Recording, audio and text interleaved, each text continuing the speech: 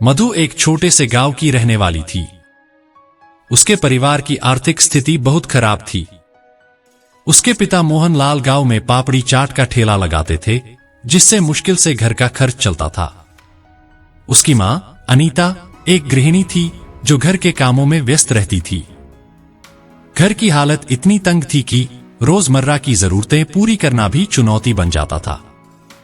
मधु को स्कूल में हर रोज रूखी सूखी रोटियां लेकर जाना पड़ता था। टिफिन में अक्सर सिर्फ रोटी और थोड़ा सा अचार होता था, जिससे वह धीरे धीरे परेशान होने लगी थी। एक दिन मधु अपने स्कूल में बैठी थी जब उसने अपना टिफिन खोला। अंदर वही 2 सूखी रोटियां और थोड़ा सा अचार था। मधु ने टिफिन को देखा और उदास हो गई। उसने सोचा, मैं हर दिन यही खाकर तंग आ चुकी हूं। पता नहीं बाबा का काम कब अच्छा चलेगा और हमें कब सब्जियां खाने को मिलेंगी। लेकिन जैसे तैसे मन मारकर उस दिन भी उसने अचार और रोटी खा ली। मधु का परिवार रोज की मेहनत से थोड़ा बहुत कमा पाता था। उसके बाबा का चाट का ठेला था, लेकिन लोगों का आना जाना बहुत कम हो गया था। सब्जियों के दाम आसमान छू रहे थे और उनकी इतनी कमाई नहीं थी कि वह सब्जियां खरीद सकें। अनीता, उसकी मां, भी इस बात से परेशान रहती थी। हालांकि वह हमेशा मधु को दिलासा देती रहती थी, बेटी, एक दिन हालात बदलेंगे, हमें धीरज रखना होगा। उसी शाम मधु घर आई और अपनी मां से बोली, मां, आज मुझे सब्जी के साथ रोटी खानी है। कितने दिन हो गए हैं सब्जी खाए हुए। उसकी मां ने उसे प्यार से समझाते हुए कहा, हाँ बेटी, बस तेरे बाबा आते ही होंगे। जैसे ही वह आएंगे मैं उनसे पैसे लेकर बाजार से सब्जी ले आऊंगी। लेकिन जब उसके बाबा मोहनलाल ठेला लेकर घर लौटे तो उन्होंने उदास चेहरा बनाया। ठेले पर जितनी पापड़ी सुबह थी वह अभी भी बची हुई थी। मधु की मां को समझते देर नहीं लगी कि आज भी कमाई नहीं हुई है। उसकी आंखों में एक निराशा की झलक आई, लेकिन वह मधु का दिल नहीं तोड़ना चाहती थी। उसने जल्दी से प्याज और टमाटर का मसाला भून लिया और उसमें पापड़ी का चूरा डालकर एक अनोखी सब्जी बना डाली। उस दिन की वह पापड़ी की सब्जी परिवार को बहुत पसंद आई। इस तरह मधु का परिवार उन मुश्किल दिनों को झेलता रहा और धीरे धीरे मधु बड़ी हो गई। समय के साथ मधु का विवाह तय हो गया। उसका विवाह अनिल से हुआ, जो एक पढ़े लिखे और नौकरी पेशा व्यक्ति थे। अनिल ने मधु से प्रेम विवाह किया था, लेकिन ससुराल में मधु को उतना मान सम्मान नहीं मिलता था जितना उसकी बड़ी जेठानी सावित्री को मिलता था।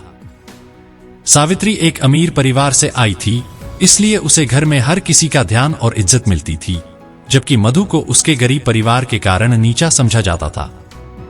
अनिल का परिवार बड़े रईस लोगों में गिना जाता था। घर में महंगे सामान और गाड़ियों की भरमार थी।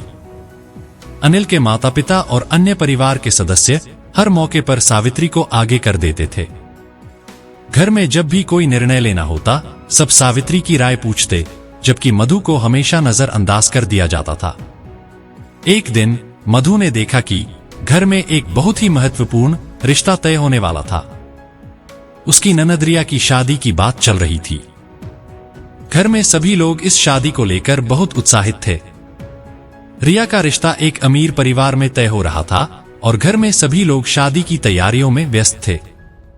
मधु ने देखा कि उसकी सास और ससुर रिया के होने वाले ससुराल वालों के सामने उसकी जेठानी सावित्री को हमेशा आगे रखते थे। हर बार जब कोई निर्णय लेना होता तो मधु को पीछे छोड़ दिया जाता था। यहां तक कि रिया के लिए खरीदारी करने के लिए भी मधु को साथ नहीं ले जाया गया। एक दिन जब रिया के होने वाले ससुराल वालों से मिलने की बात आई तो घर के सभी लोग सावित्री के साथ बाजार जाने की तैयारी कर रहे थे। मधु को यह देखकर बुरा लगा, लेकिन उसने चुपचाप सहन कर लिया। वह जानती थी कि अनिल उससे प्यार करता है और यही सोचकर वह ससुराल में रहने की हिम्मत जुटाती थी। अनिल ने हमेशा उसे समझाया था, मधु, समय के साथ सब बदल जाएगा। तुम जैसी सच्ची और मेहनती हो, एक दिन सब तुम्हारी कद्र करेंगे। एक दिन रिया के होने वाले ससुराल वालों ने एक मंदिर यात्रा की योजना बनाई। सभी परिवार के सदस्य इस यात्रा के लिए तैयार थे। मधु सुबह 4 बजे उठ गई थी, जबकि बाकी घर के लोग अभी सो रहे थे। उसने सोचा कि रास्ते में सभी को भूख लगेगी तो कुछ खाना बना लेना चाहिए। लेकिन जब उसने रसोई में देखा तो सब्जी के नाम पर कुछ नहीं था। तभी उसकी नजर कुछ दिन पहले लाई गई पापड़ी पर पड़ी। उसने तुरंत पापड़ी की सब्जी बनाने का फैसला किया और साथ में रोटियां भी बना ली। जब सभी लोग गाड़ी में बैठकर मंदिर की यात्रा पर निकले तो किसी ने खाने के बारे में सोचा भी नहीं था। रास्ते में रिया की सास ने कहा, मुझे ब्लड प्रेशर की दवाई लेनी है लेकिन खाली पेट नहीं खा सकती। खाने का कुछ भी साथ लाना भूल गए हम लोग। यह सुनकर सावित्री से पूछा गया, लेकिन उसने भी कुछ खाने का सामान नहीं रखा था। मधु ने यह सब सुना और तुरंत कहा, आंटी जी, मैंने पापड़ी की सब्जी और रोटियां बनाई हैं, आप वो खा सकती हैं। मधु की इस सूझबूझ ने सबको बहुत प्रभावित किया। उसकी पापड़ी की सब्जी सबको बहुत पसंद आई और उसकी तारीफ होने लगी। उस दिन पहली बार उसके ससुराल वालों ने उसे इज्जत दी और उसकी समझदारी को सराहा। रिया की सास ने कहा, मधु, तुम बहुत समझदार हो, तुमने आज हम सबकी इज्जत बचा ली। अगर तुमने सुबह उठकर खाना न बनाया होता तो आज हम सब भूखे रहते। इस तारीफ ने मधु के दिल को सुकून दिया। उसे महसूस हुआ कि धीरे धीरे उसकी मेहनत और सूझबूझ को ससुराल वाले भी पहचानने लगे हैं। मधु का ससुराल में धीरे धीरे सम्मान बढ़ने लगा। उसकी समझदारी और मेहनत की चर्चा घर में होने लगी। सावित्री, जो पहले मधु को नजरअंदाज करती थी, अब उसे एक नई नजर से देखने लगी थी। उसकी सास और ससुर भी अब हर छोटे बड़े निर्णय में उसकी राय लेने लगे थे। रिया की शादी की तैयारियों में भी मधु को अब शामिल किया जाने लगा। मधु ने यह सब देखकर अनिल से कहा, अनिल, मुझे अब ससुराल में वह इज्जत मिल रही है जिसकी मुझे हमेशा से चाहत थी। लेकिन यह सब तुम्हारे साथ और समर्थन के बिना मुमकिन नहीं था। तुमने मुझे हमेशा हिम्मत दी, इसलिए मैं यहां तक पहुंच पाई। अनिल ने मुस्कुराते हुए कहा, मधु, मैं हमेशा तुम्हारे साथ हूं। तुम्हारी मेहनत और सच्चाई ने ही सबको तुम्हारा कद्र करना सिखाया है। दोस्तों, मधु की कहानी हमें यह सिखाती है कि किसी भी मुश्किल हालात में हार मानने के बजाय धैर्य और मेहनत से काम लिया जाए तो समय जरूर बदलता है। परिवार में रिश्तों की अहमियत समझना और एक दूसरे का साथ देना बहुत जरूरी होता है।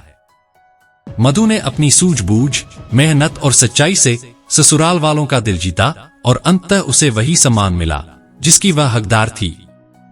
यही जीवन की सच्चाई है, जितना हम दूसरों की भलाई और सम्मान के लिए काम करेंगे उतना ही हमें बदले में प्यार और सम्मान मिलेगा। तो दोस्तों, यह थी हमारी आज की कहानी। आपको कैसी लगी हमें कमेंट में जरूर बताएं और ऐसी ही कहानी सुनने के हमारे चैनल AK स्टोरी वाला को सब्सक्राइब जरूर करें। मिलते हैं एक और महत्वपूर्ण वीडियो के साथ, तब तक के लिए धन्यवाद।